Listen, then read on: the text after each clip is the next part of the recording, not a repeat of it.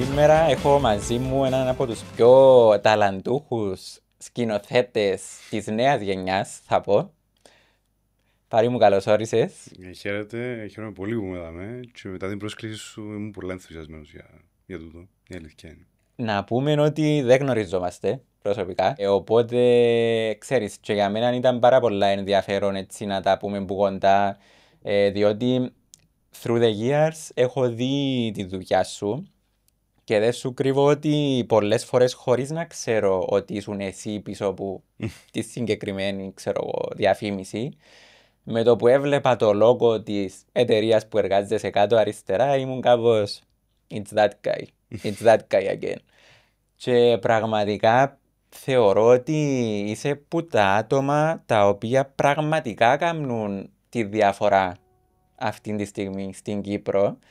Και εν πάρα πολλά όμορφο το ότι είσαι νεαρός σε ηλικία, οπότε θέλω να μου πεις έτσι πώς νιώθεις που σου εδόθηκε τούτη ευκαιρία σε νεαρή ηλικία να αναλάβεις τόσο μεγάλα projects για κάποιες από τις πιο μεγάλες εταιρείες ή brands στην Κύπρο.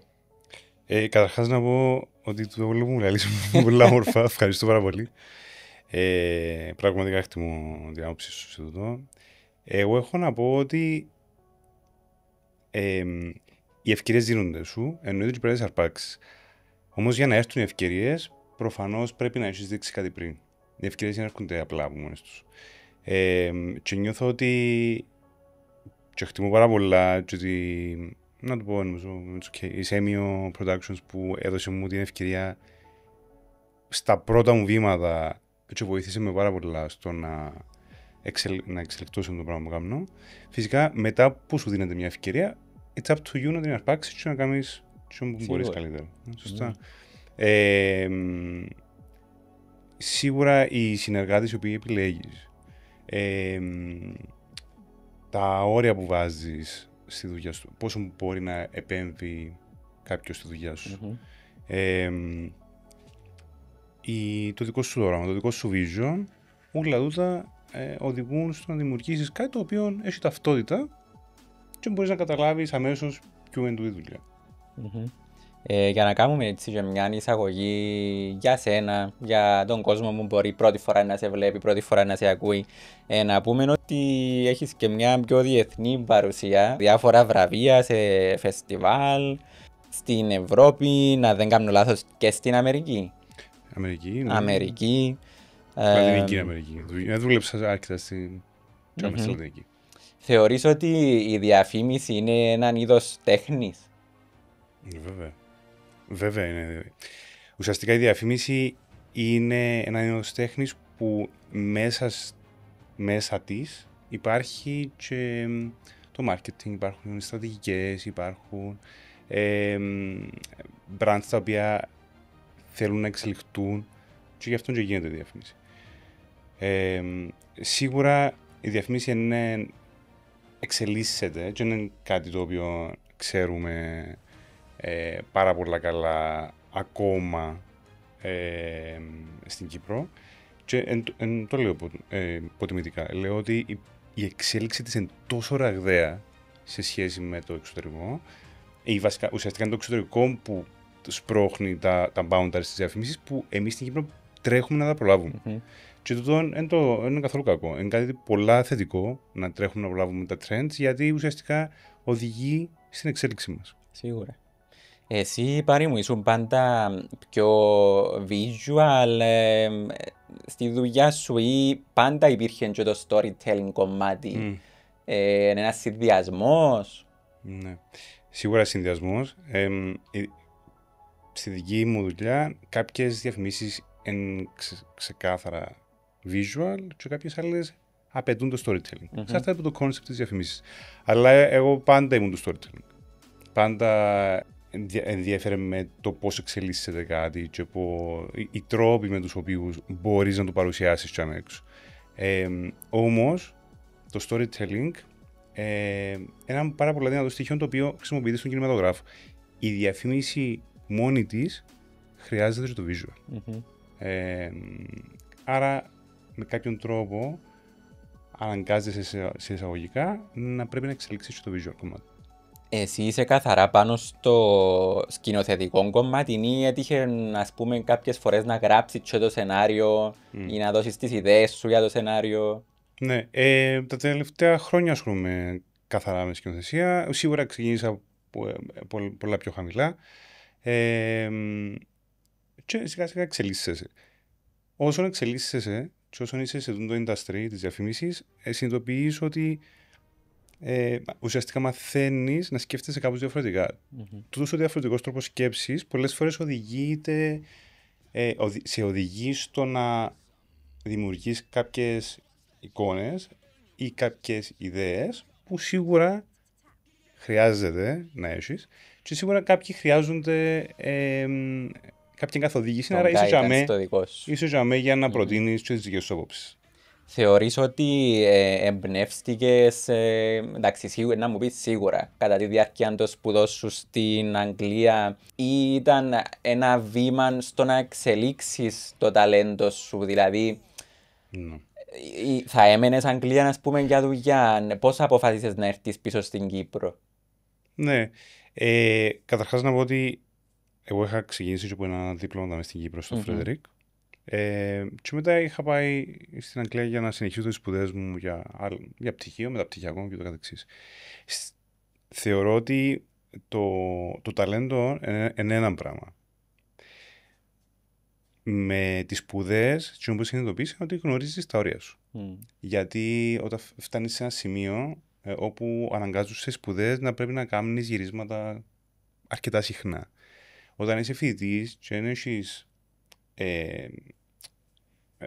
τις ευκολίες που μπορεί να έχεις τώρα ή τους συνεργάτες που μπορεί να έχεις τώρα, αναγκάζεσαι να κάνεις όλα μόνος. Άρα σε ένα πολλά μικρό χρονικό διάστημα, εσύ πρέπει να βγάλεις ένα αποτέλεσμα.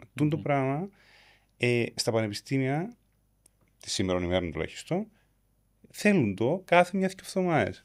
Που σημαίνει ότι εσύ πρέπει να είσαι alert και σε ένταση συνέχεια ώσπου να το βγάλεις πέρα στο πράγμα. Άρα κάπου τσαμέ γνωρίζεις τα ωριά σου. Μπορώ να το κάνω. Έχω τα στομάχια να κάνω το πράγμα. Και στη συνέχεια, αν τα καταφέρεις, κάπως έτσι θεωρώ, αρχίζεις και δημιουργείς και μια δική σου ταυτότητα, γιατί η πίεση, κάτι το οποίο υπάρχει anyway σε αυτό το industry καθημερινά, Ναι. Η πίεση οδηγεί στο να παίρνεις αποφάσεις γρήγορα και να πρέπει να σκέφτεσαι αρκετά διαφορετικά, να δημιουργείς εικόνες που ο κόσμος δεν έχει ξαναδεί, για να μην τις βαρκέται. Με αποτέλεσμα να κάνεις shape το δικό σου vision. Τώρα, αν κάποιος το θεωρεί ταλέντο ή όχι, είναι πολύ αποκειμενικό. Αν έχεις ταυτότητα, σημαίνει ότι κάποιος είσαι τζαμμένος. Εσύ νομίζω σίγουρα έχεις τη δική σου ταυτότητα, διότι λέω σου με το που βλέπω μια διαφήμιση σου, ξέρω ότι είναι δική σου, χωρίς καν να δω το λόγο της Σέμιο που κάτω. Μάλιστα, ωραία. Υπάρχει πάντα στα project σου, πέραν του storytelling, και ένας, θα έλεγα έτσι, ρεαλισμός. Θεωρείς ότι είναι κάτι που επιδιώκεις ή προκύπτει κάπως φυσικά? Νομίζω πάντα εξαρτάται από το είδος της διαφημίσης που κάνεις. Εάν για παράδειγμα κάνεις μια διαφημίση που είναι lifestyle, αλλά θέλεις να βγάλεις προς τα έξω κάτι το οποίο είναι αληθινό και κάτι το οποίο μπορεί να ταυτιστεί πολλά εύκολα ο θεατής, τότε απαιτεί κινηματογραφικές αξίες με την έννοια τούτο που λες εσύ, το ρεαλισμό. Δηλαδή, θα στυλιζάρουμε υπερβολικά τα πλάνα, το styling, η σκηνογραφία, ο φωτισμός ακόμα. Όλα έρχονται και δένουν φάση ενός συγκεκριμένου brief, δηλαδή ή του concept ή του σεναρίου του πελάτη. Μίλησες για πίεση πριν. Θεωρείς ότι η πίεση προκύπτει από τα deadlines, από κάποιον budget που μπορεί να έχει ένας πελάτης? Ποιες είναι οι δυσκολίες? Σίγουρα τα deadlines νομίζω είναι κάτι το οποίο έχουμε όλοι στη ζωή μας. Το να δουλεύεις με budgets όμως και να έχεις την πίεση του ίδιου σου του εαυτού, δηλαδή να θες να ξεπεράσεις λίγο μια προηγούμενη δουλειά που έχεις κάνει, να ξεπεράσεις λίγο τον εαυτό σου, να ξεχωρίσεις κάπως με το συγκεκριμένο project, για παράδειγμα, και τούτο μια πίεση που ασκούμε οι ίδιοι μας, οι ίδιοι μας αυτοί ενώ πάνω μας. Σίγουρα ο πελάτης θέλει το καλύτερο. Σωστά, οποιοδήποτε πελάτης.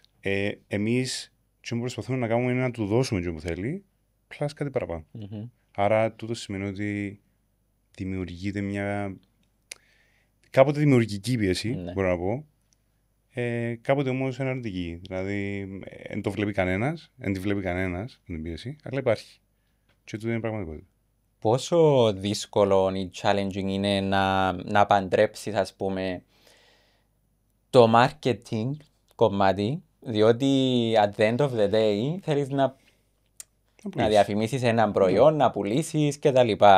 Με το storytelling κομμάτι, δηλαδή μια πάρα πολλά ωραία δουλειά που είχατε κάνει ήταν, ξέρω εγώ, οι χριστουγεννιάτικες ή για παράδειγμα είτε περσινή είτε προπέρσινη, δεν είμαι σίγουρος, του beauty line που ήταν καθαρά έτσι κάτι πολλά φρέσκο, κάτι πολλά colorful, κάτι. Πώς το συνδυάζεις, δηλαδή το κομμάτι του θέλω να πουλήσω μαζί με το φτιάχνω κάτι όμορφο με ιστορία, με... Τι που έλεγα πάντα, που ξεκίνησα σε το industry ήταν ότι πραγματικά πιστεύω ότι η διαφήμιση είναι συναισθήμα. Εάν καταφέρεις να δημιουργήσεις κάποιο είδους συναίσθημα μέσα από μια διαφήμιση σου, τότε έχει πολλές παραπάνω πιθανότητες πετύχει. Σίγουρα είτε τούτο είναι συγκίνηση, είτε τούτο είναι χαρά, είτε τούτο είναι ενθουσιασμός, αλλά πρέπει να το πετύχεις. Ένα μεγάλο task είναι τούτο. Το δεύτερο είναι τούτο που συζητούσαμε πριν, κατά πόσο ποιος είναι ο τρόπος με τον οποίο προσεγγίζεις μια διαφήμιση για να μπορεί να ταυτιστεί με κάποιον τρόπο άλλος. Ή αν πάρουμε τα κλασικά παραδείγματα του εξωτερικού με τον Steve Jobs που ο ίδιος επέτυχε στο κομμάτι του marketing αρκετά, που πάντα επίστευε ότι πρέπει να δημιουργήσεις το αίσθημα ότι ο άλλος δεν μπορεί να ζήσει χωρίς το προϊόν. Σου πουλήσει ποτέ το προϊόν. Κάνεις να νιώθεις κάτι. Άρα, αυτό είναι ένα απλό παράδειγμα. Άρα, με τούτη τη λογική, πάντα πρέπει να κάνεις τον άλλον να νιώθει ότι τούτο που έχω κάνει καλύτερη τη ζωή σου. Και πρέπει να το πιστεύεις επίσης. Θέλω έτσι να μιλήσουμε για κάποια έτσι πιο προσωπικά project να πω. Όπως ήταν το A Sip of History, το Cherish Every Moment, το οποίο θέλω να μας πεις λίγες πληροφορίες και για τα δύο, διότι νομίζω έκαναν έτσι κάποιον buzz διεθνώς. Ναι. Σίγουρα το A Sip of History ήταν ένα project το οποίο ήταν σε διαγωνισμό εννοείται. Κερδίσαμε το pitch και πρέπει να δημιουργήσουμε μια ταινία μικρής διάρκειας που ουσιαστικά προβάλλει την Κύπρο μέσα από το κρασί της. Ωραία. Τούτο πολλές φορές άμα το ακούσουμε έτσι απλά δεν δίνουμε τόση σημασία γιατί λέει είναι κάτι το οποίο κάνουμε. Το θέμα ήταν ότι επιάσαμε το και δώσαμε του ένα twist. Άρα τσάμε που περιμένεις να δεις ένα ντοκιμαντέρ, για παράδειγμα, για τα κρασιά της Κύπρου, είχαμε την ιδέα να το κάνουμε κάπως σαν ταινία.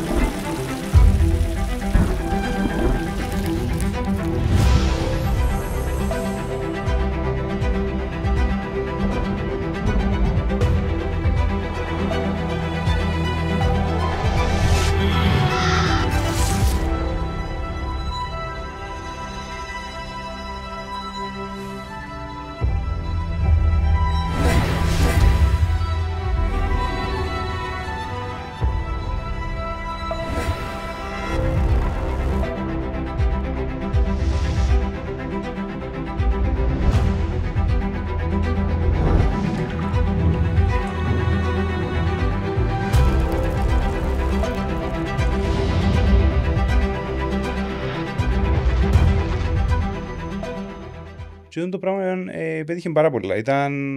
Ήταν γυρίσματα στη διάρκεια ενός χρόνου για να πιάσουμε διάφορες εποχές, για να διάφορους συνοπαραγωγούς, για να δούμε σε διάφορες εποχές τα μπέκια και το καθεξής.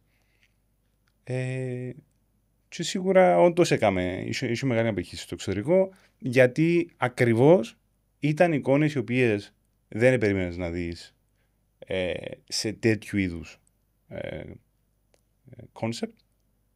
Άρα θεωρώ ότι ένα πολλά τρανταχτό παράδειγμα το που λαούσαμε πριν, ότι ο κόσμος βαρέθηκε να βλέπει τις ίδιες εικόνες. Θέλει να βλέπει κάτι άλλο. Και όταν του δώσεις το κάτι άλλο, νομίζω έχει μεγάλη απήχηση. Πότε να ετοιμάσεις έτσι καμιά σειρά για να δούμε επιτέλους στην Κύπρο κάτι φρέσκο, κάτι διαφορετικό, κάτι όμορφο. Η αλήθεια είναι ότι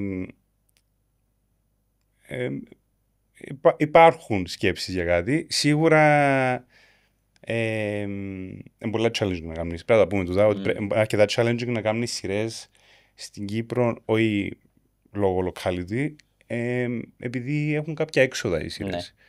Και εντάξει, τώρα συγκρίνουμε πολλές φορές, επειδή ούλοι γυρίσαμε τα στα Netflix, στα HBO κτλ. Συγκρίνουμε σειρές οι οποίες μιλούμε για πάρα πολλά λεφτά.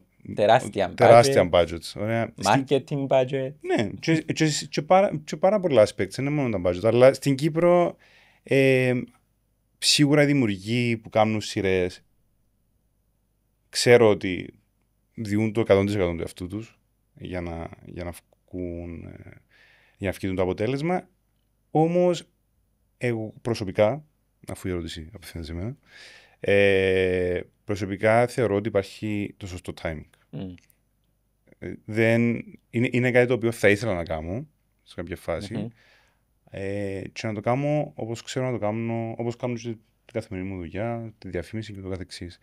Με τις ίδιες αξίες, το ίδιο value, το παραγωγικό, με το ίδιο input επίσης, γιατί καλώς ή κακώς οι σειρές στην Κύπρο έχουν ένα mass production το οποίο... Έδωσες μου την τέλεια μπάσα, διότι μίλησες για ένα consistent value και μια ποιότητα η οποία θέλεις να κρατάς σταθερή.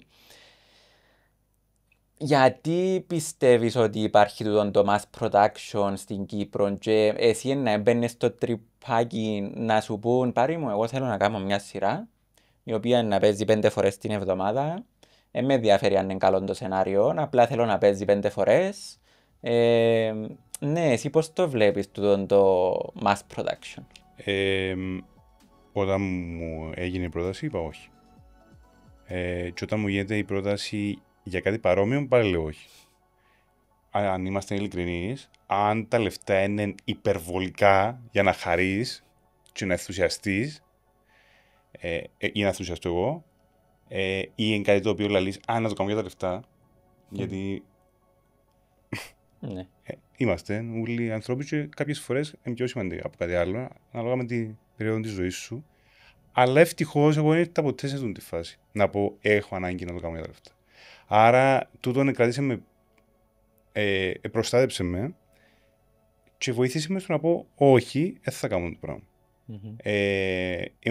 Ήμουν πάρα πολλά κοντά, είχα πάρα πολλές προτάσεις, η αλήθεια είναι, που διάφορους τηλεοπτικούς σταθμούς, για άτομα τέλος πάντων που ήταν υπεύθυνα, κι όμως δεν ήθελα να μπω σε αυτό το τρυπάκι. Πραγματικά θέλω, και αν έχει το δικό μου όνομα, τη δική μου υπογραφή, να κάτι το οποίο είμαι αρκετά περήφανος. Makes sense. Το καταλαβαίνω απόλυτα. Εσύ πώς εμπνέεσαι? Για πάρα πολλά χρόνια ήμουν ένας άνθρωπος ο οποίος μέσα από websites βλέπα πάρα πολλές διαφημίσεις και ακόμα κάνω το. Βρίσκω το πάρα πολύ ενδιαφέρον πώς μέσα σε 20, 30, 45, ένα λεπτό κάποιοι άνθρωποι καταφέρνουν να σου δημιουργούν τόσα πολλά συναισθήματα ή να σου παρουσιάζουν ένα προϊόν αλλά με ένα συγκεκριμένο τρόπο. Και βρίσκω ότι μεγάλη μαγιά να μπορείς να δημιουργήσεις το πράγμα σε ένα λεπτό. Θα με έχει ταινίες που είναι 1,5 ώρα και μπορεί να μην καταφέρουν να σου δημιουργήσουν τα συναισθήματα. Άρα θεωρώ ότι ένας από τους τρόπους που εμπνέομαι εν τούτους. Ο δεύτερος, πάντα παρατηρώ στους δρόμους, πάντα να πάω ένα περπάτημα και να βλέπω τον κόσμο πώς αντιδρά σε καταστάσεις. Πάντα ήμουν της φωτογραφίας, πάντα ήμουν του street photography. Πάντα πάθα να αναζητά κόσμο ο οποίος είναι στημένος, αλλά ξέρεις, κάνουν ένα κλικ την ώρα που ζουν το δικό τους, τη δική τους στιγμή με κάποιον τρόπο. Και τούτο για να καταλάβεις, ήταν ένας, πώς να το πω, ήταν έμπνευση για το άλλο μου είπες πριν, για το διαφήμιση του ΑΜΕΓΑ, το Cherish Every Moment. Του είναι η ταινία, επειδή ήταν πολλά πραγματική σε εικόνα, ήταν πολλά εμπνευσμένη που τέτοιου είδους πράγματα. Ενώ που το γεγονός ότι παρατηρώ τον κόσμο, χωρίς να γίνομαι creepy φυσικά, αλλά μεγάλο πράγμα να έχεις αντίληψη και να παρατηρείς και να τα κρατάς κάπου στο πίσω μέρος του εγκεφάλου και να τα φέρνεις όταν χρειάζεται.